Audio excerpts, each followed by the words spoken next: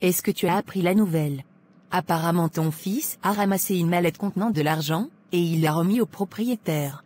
C'est vraiment beaucoup d'argent, ton fils est très stupide. Il est comme sa mère, il est très stupide. Sinon un enfant intelligent, qui sait que ses parents souffrent, allait ramener cette mallette chez lui. C'est ce que je me suis dit, et le monsieur ne lui a rien donné comme argent. Il a juste décidé de les adopter comme ses enfants. Donc il a décidé d'adopter Martin et Martine comme ses enfants. Oui, c'est ce que je suis en train de te dire. C'est alors une bonne chose, ils viennent de me décharger d'un gros fardeau. Après tout, ce sont tes enfants, tu ne penses pas que tu devrais aller les chercher? Les chercher pour faire quoi avec eux? S'ils ont été adoptés, tant mieux pour eux.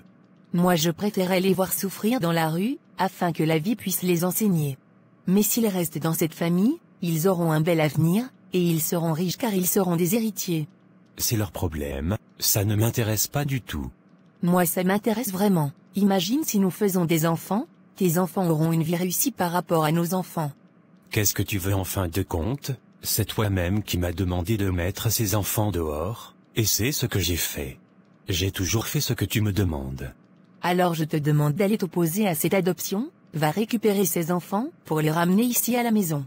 Tu penses qu'ils vont accepter de revenir dans cette maison?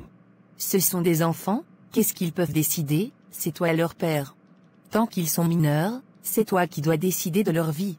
Je veux juste que tu partes les récupérer pour les ramener ici à la maison, je vais m'occuper d'eux. Ce que tu me demandes est extrêmement difficile, j'ai toujours fait ce que tu me demandes. Mais je ne peux pas faire ce que tu me demandes maintenant, je préfère qu'on laisse ces enfants où ils sont. Ce qui doit être notre préoccupation actuellement, c'est de penser à comment nous pouvons faire des enfants toi et moi. Pour le moment je n'ai pas d'enfants, tes enfants sont normalement mes enfants, c'est pourquoi je te demande d'aller chercher ces enfants, afin que je puisse m'occuper d'eux. C'est compris, je verrai, mais je ne te promets absolument rien. C'est compris, merci beaucoup.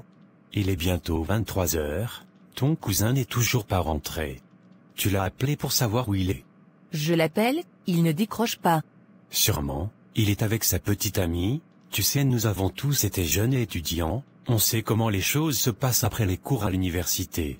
Cesse de me raconter cela, mon cousin n'a pas de petite amie, il est sérieux, ce qui l'intéresse actuellement ce sont ses études. D'accord, si tu le dis. Tu sais Jean-Baptiste, je ne peux m'empêcher de penser à notre avenir, c'est très beau, mais ça me fait un peu peur. Qu'est-ce qui te fait peur, mon amour? La peur d'être abandonné, tu sais je viens de sortir d'une relation assez difficile, j'ai vraiment peur que la même chose m'arrive, c'est pourquoi j'hésitais beaucoup avant de m'engager avec toi. Ne t'inquiète pas, mon amour, je vois mon avenir avec toi, je ferai tout pour te rassurer et enlever tout doute dans ta tête. On entre dans une nouvelle phase de nos vies, et c'est un peu effrayant, mais je pense qu'on peut surmonter ça ensemble. On a déjà traversé tellement de choses en tant qu'amis, et je crois vraiment qu'on peut affronter n'importe quoi en tant que couple. C'est vrai, et puis on se connaît si bien, ça devrait rendre les choses plus faciles, non? Absolument, donc tu n'as pas à t'inquiéter, mon bébé. Mais tu sais, j'ai cette petite peur au fond de moi, la peur d'être abandonné, c'est ridicule, je sais, mais je ne peux m'empêcher d'y penser.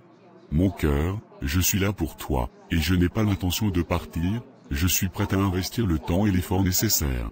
Merci mon chéri, ça veut dire beaucoup pour moi, j'ai juste besoin de m'habituer à cette idée que je ne suis plus seule dans certaines décisions.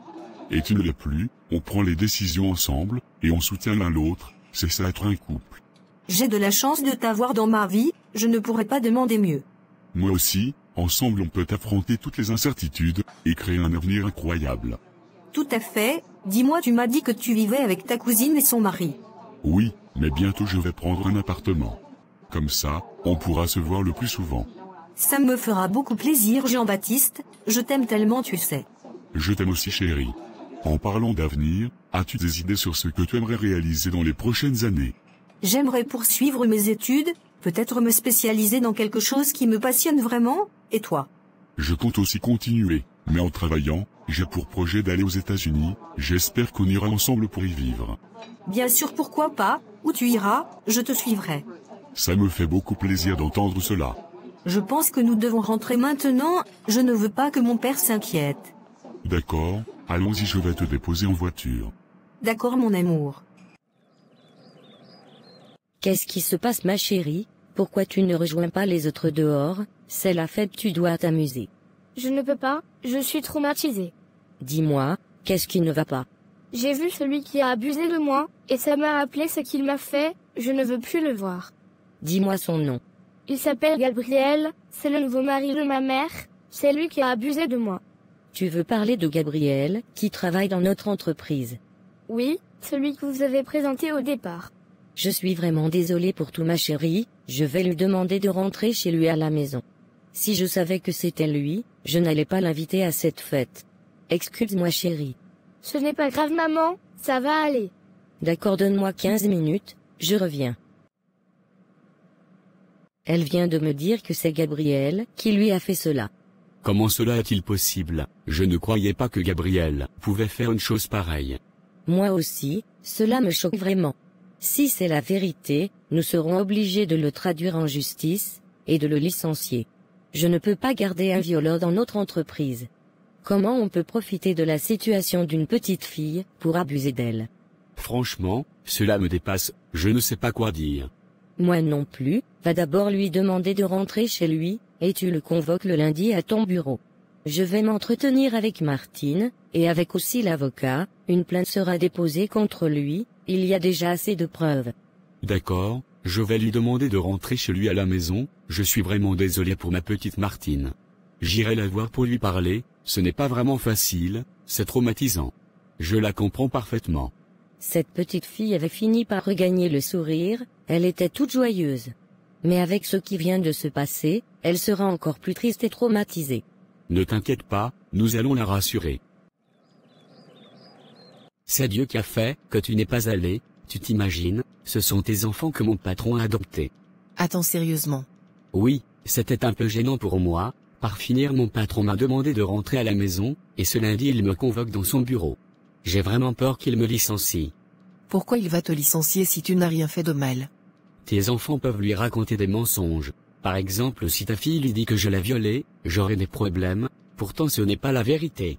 Je regrette franchement de t'avoir rencontré, à cause de toi j'ai tous ces problèmes. Qu'est-ce que j'ai fait de mal encore? Dis-moi s'il te plaît.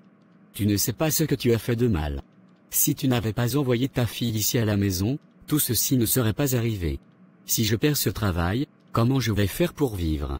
Tu ne perdras pas ce travail, tu n'as rien fait de mal, je peux aller te défendre partout, et témoigner pour toi.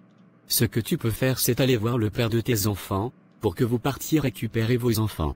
On ne peut pas adopter des enfants sans l'accord de leurs parents. Vous pouvez porter plainte contre eux pour détournement de mineurs, et enlèvement d'enfants. Vous allez récupérer vos enfants, et vous serez dédommagés. Parce que si ces enfants restent avec eux, nous allons tous perdre. Donc faites ce que je viens de te dire. Tu m'as interdit de voir le père de mes enfants, je n'ai plus son contact. Cherche à rentrer en contact avec lui, et fais ce que je viens de te dire. C'est la seule solution, sinon si je perds mon travail, je vais te mettre dehors. Car c'est grâce à ce travail, je m'occupe de toi, et je te nourris. C'est compris, je ferai ce que tu m'as dit, on fera tout pour récupérer nos enfants. Peut-être ils ont adopté vos enfants, pour les maltraiter ou les sacrifier, vous ne le savez pas. Tu as peut-être raison, sûrement ils sont des ritualistes, sinon comment on peut avoir tout cet argent et ne pas avoir d'enfants? Peut-être ils ont sacrifié leurs enfants pour être riches. Souvent tu es intelligente, exactement c'est ça.